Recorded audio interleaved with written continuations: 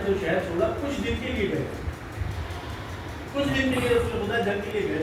سوچنے والی بات ہے کہ جب رسول کچھ دن کے لیے گئے تو اپنا نائب چھوڑ کے لیے گئے، تو اب یہ کیسے ہو سکتا ہے کہ روز قیامت تک کے لیے رسول چلے جائیں اور اپنی امت کو ایسے ہی چھوڑ دیں؟ واہ واہ واہ.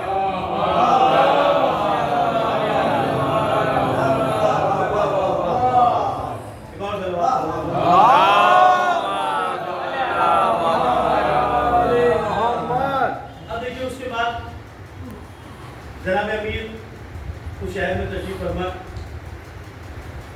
لوگوں نے جناب امیر کا دل دکھایا، لیکن یہی روایات ہیں جو روایتیں جو ہم آپ کو کر رہے ہیں. تفسیر انوار النجف میں آپ کو یہ پوری تفصیل مل جائے گی، اور غالباً حیات القلوب میں بھی آپ کو یہ واقعہ مل سکتا ہے کہ ہوا کیا تھا. ہوا یہ کہ لوگوں نے جناب امیر سے الگ الگ قسم کی باتیں کرنا شروع کی. انہوں نے مولا علی سے یہ کہنا شروع کیا کہ دیکھیے رسول خدا نے اس بات کو بہتر نہیں سمجھا کہ وہ آپ کو اپنے ساتھ جنگ پر لے کر جاتے. روایت کہتی ہے کہ ان جملوں کی وجہ سے مولا علی کا دل دکھا اور علی کی آنکھوں سے آنسو آئے. جب علی کی آنکھوں سے آنسو آئے تو وہ رسول خدا کی طرف آگے بڑھے. جب وہ رسول خدا کے پاس پہنچے تو رسول خدا سے جناب امیر نے یہ ساری باتیں بیان کی. جناب رسول خدا نے کیا کہا کہ رسول خدا نے یہ ارشاد فرمایا کہ یا علی، کیا آپ اس بات سے راضی نہیں ہیں کہ آپ کو مجھ سے وہی نسبت ہے کہ جو موسیٰ کو ہارون سے؟ بے شک اللہ کے رسول میں اس بات سے راضی ہوں. کیا آپ اس بات سے راضی نہیں ہیں کہ آپ میرے وسیع ہے، میرے جانشین ہے، میرے خلیفہ ہے؟ نہیں اللہ کے رسول بے شک میں راضی ہوں. ٹھیک ہے یا علی، تو آپ واپس اسی وقت اس شہر میں چلے جائیں. مولا علی وہاں سے نکلے. اب دیکھیے علی کو ہوا کیا، بہت دلچسپ واقعہ ہے جو آپ کی خدمت کر رہے ہیں. کچھ ایسے افراد کہ جنہوں نے یہ سوچا کہ علی کو قتل کرنا بہت ضروری ہو گیا،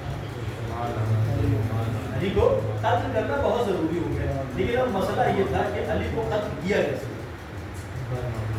علی کو قتل کیا کیسے جائے. سب نے آپس میں ایک دوسرے سے مشورہ کیا، ایک دوسرے سے پوچھا، دوسرے سے پوچھا. میں نے کہا تم بھائی جاؤ اور علی کو قتل کر دو، راستے میں اکیلے میں تم چلے جاؤ، تم چلے جاؤ، تم چلے جاؤ. کوئی بھی آگے بڑھ کر مولا علی کو قتل کرنے کی ہمت نہیں کر رہا. اب کیا کیا جائے؟ کوئی علی کے سامنے جانے کو تیار نہیں، کوئی علی کے سامنے تلوار اٹھانے کے لیے تیار نہیں. اب ایک بات سمجھ میں آئی کہ کیا کیا جائے. تو انہوں نے سب نے مل جل کر اس بات کو طے کیا کہ ٹھیک ہے بھائی، ہم اس بات کو یہی دبا دیتے ہیں اور ہم مل کر کے کام کرتے ہیں اور علی کو جو ہے ایسے شہید کیا جائے کہ علی کے سامنے ہم میں سے کوئی بھی نہ. دیکھیے اس بات کو اچھے طریقے سے جانتے تھے کہ اگر مولا علی کے سامنے تلوار لے کر آ گئے تو اس کا انجام کیا ہونے والا ہے. تو انہوں نے کہا کہ ٹھیک ہے، ایک کام یہ کیا جاتا ہے کہ ایک گڑھا کھودا جائے گا اور اس میں مولا علی کو گرا دیا جائے گا. جب بھی علی اس گڑھے میں آئیں گے ہم تیر چلائیں گے، تلوار چلائیں گے، نیزے چلائیں گے اور علی کو شہید کر دیں گے. اب ہوا کیا، اب جناب امیر وہاں سے واپس آ گئے، رسول خدا سے مل کر واپس آ گئے. راستے میں گڑھا کھودا گیا، گڑھا سمجھے نا، ایک گڈھا کھودا گیا. اس گڈھے میں کیا کیا گیا، کہا انہوں نے یہ طے کیا تھا کہ جیسے ہی مولا علی اس کے اوپر سے گزریں گے ہم فوراً انہیں شہید کر دیں گے.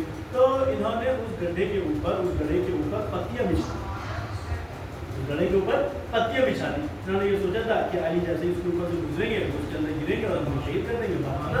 اب انہوں نے حکومت ہمارے پاس ہوگی.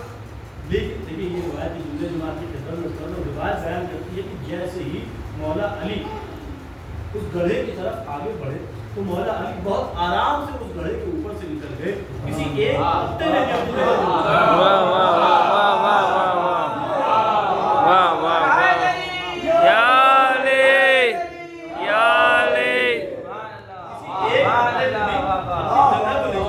مولا علی آرام سے اس گڑھے کے اوپر سے نکلتے چلے گئے. کوئی ایک بھی پتا اپنی جگہ سے نہیں تھا. لوگوں کو حیرت ہوئی کہ یہ کیا ہوا. ہم نے کہا بھائی حیرت کرنے کی ضرورت نہیں ہے. انہوں نے علی کو نقصان پہنچانے کی کوشش کی. کائے سے کہا ایک گڑھے کے ذریعے. یہ جملوں کو بدلو تاکہ آپ کو بھی لطف آ جائے. یہ گڑھے کے ذریعے سے نہیں، پھر کہا سے کہ انہوں نے مٹی کے ذریعے سے علی کو نقصان پہنچایا.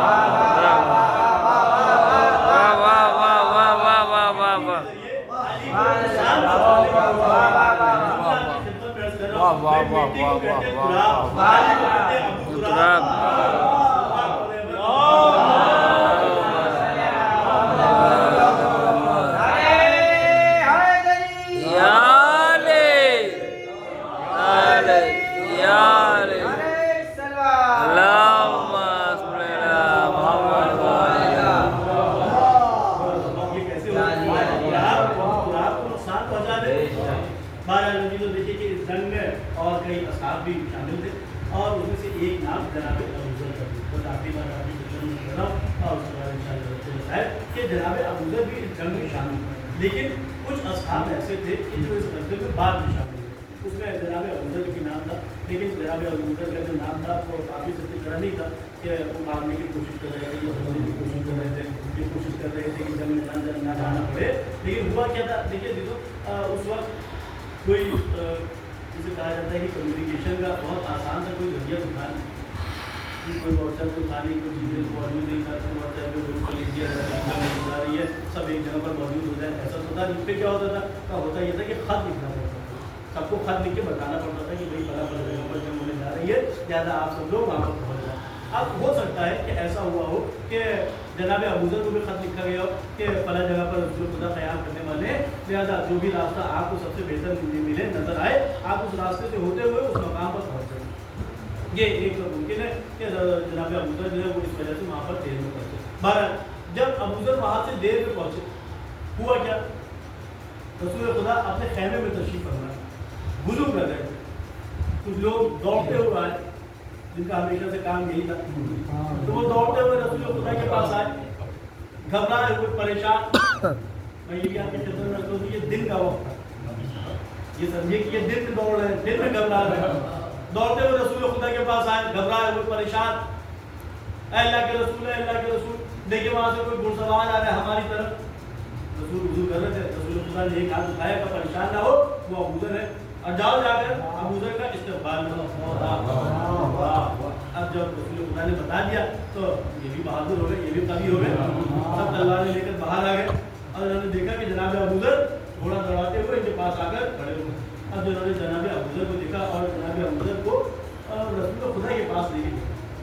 اب روایت کی جملے یہ ہے کہ رسول خدا کے پاس جناب ابوذر پہنچے تو جناب ابوذر کی عجیب کیفیت عجیب اس لیے تھی کیونکہ جناب ابوذر رسول خدا کے پاس پہنچے تو ان کے ہونٹ سوکھ چکے، چہرے کا رنگ الگ ہو گیا تھا. اور خاص بات یہ تھی کہ جناب ابوذر کے پاس ایک مشق موجود اور اس مشق کے تسمے سے پانی بہ رہا.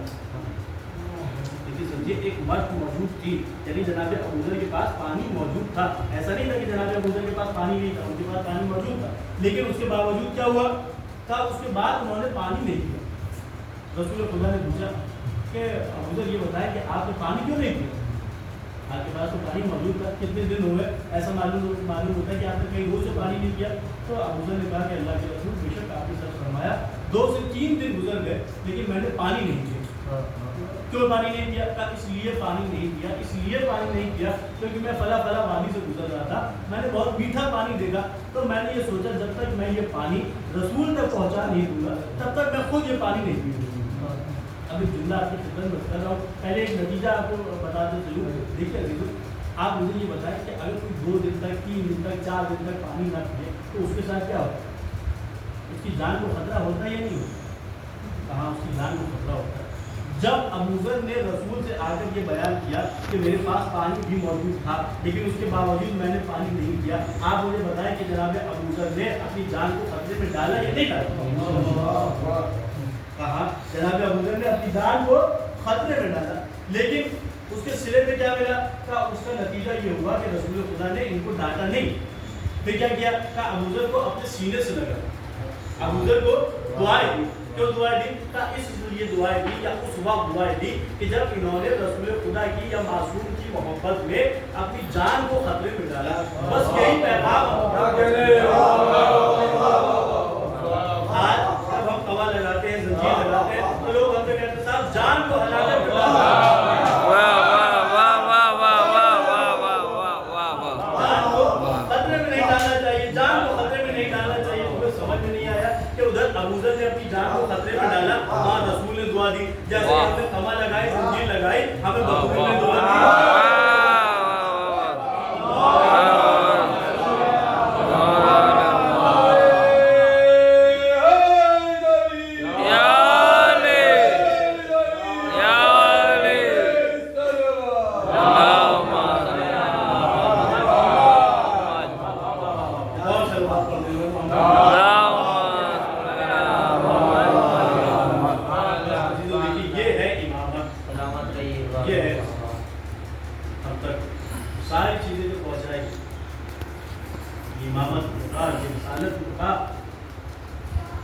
आखिर में आके संभालता हुआ कौन नजर आया?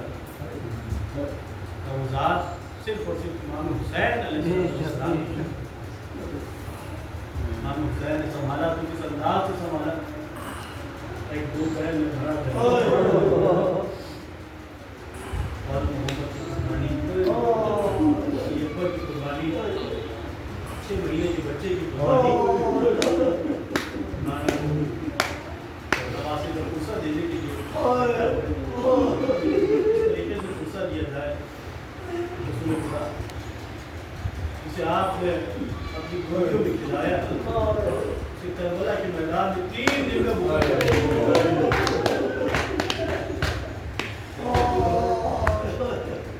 इमाम हुसैन की मजबूरियत को बहरहाल समझा तो नहीं जा सकता, लेकिन 2 मौके ऐसे नजर आए कि जब हमें ज़ाहिर इमाम हुसैन की मजबूरियत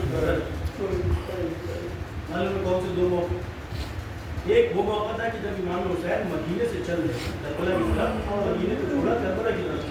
रिवायत बयान करती है कि एक मरतबा इमाम हुसैन रसूल खुदा की खिदमत में हाजिर हुए, रसूल खुदा की कब्र मुताह के पास पहुँचे और वहाँ पहुँचने के बाद किसी जवान की तरह, किसी कवि जवान की तरह अपने नाना को सारे हालात से आगना किया, हम मदीना छोड़ के जा रहे हैं, अगर नाना हम दाद का वादा करते कि हमें चाहे बड़ी से बड़ी कुर्बानी देना हो तो छोटी से छोटी कुर्बानी देना हो, हम आपके दीन को बचाएंगे। दूसरा मौका तो उसके बाद इमाम हुसैन रसूल खुदा से रुखसत होने के बाद बीबी फातिमा की मज़ार रिवायत बयान करती है कि वो हुसैन कि जो अभी तक एक तभी नौजवान की तरह खड़े हुए, बीबी फातिमा की तुरबत को देखते ही जमीन पर गिर तो उन्हें चलते हुए शहजादी की तुरबत पर पहुंचे, बयान करना शुरू की। रिवायत कहती है कि इमाम हुसैन शहजादी की तुरबत पर इस अंदाज से आए तो जैसे कोई बच्चा मुश्किल वक्त में अपनी माँ को ढूंढता हुआ पहुंचे शहजादी के पास, बयान करना शुरू किया, हमारे लोगों ने हमें हमारे वतन को छुड़ा दी, वो कहाँ से रुखसत हो रहे हैं, हम आपसे रुखसत हो रहे हैं, हम अपनी सुहरा को यहाँ छोड़ कर जा रहे हैं, सकीना को साथ लेकर जा रहे हैं, सकीना के मुंह पर तमाचे लगाए जा रहे हैं, किसी में बच्ची की अंगी टूट जाएगी, मेरे अब्बास के बालों को अलग कर दिया जाएगा।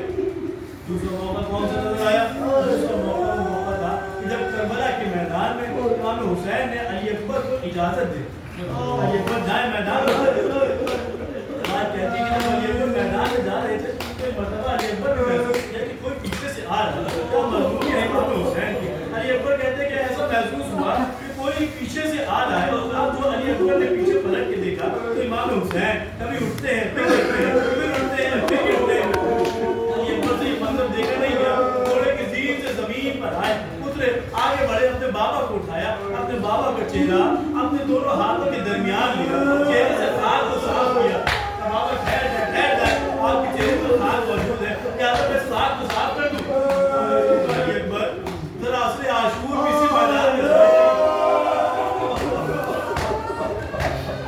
उसके बाद एक जुमला था, बाबा आपने अभी तो हमें इजाजत दी थी मैदान में जाने की, अब आप पीछे पीछे आ रहे हैं। हुसैन का जुमला क्या था?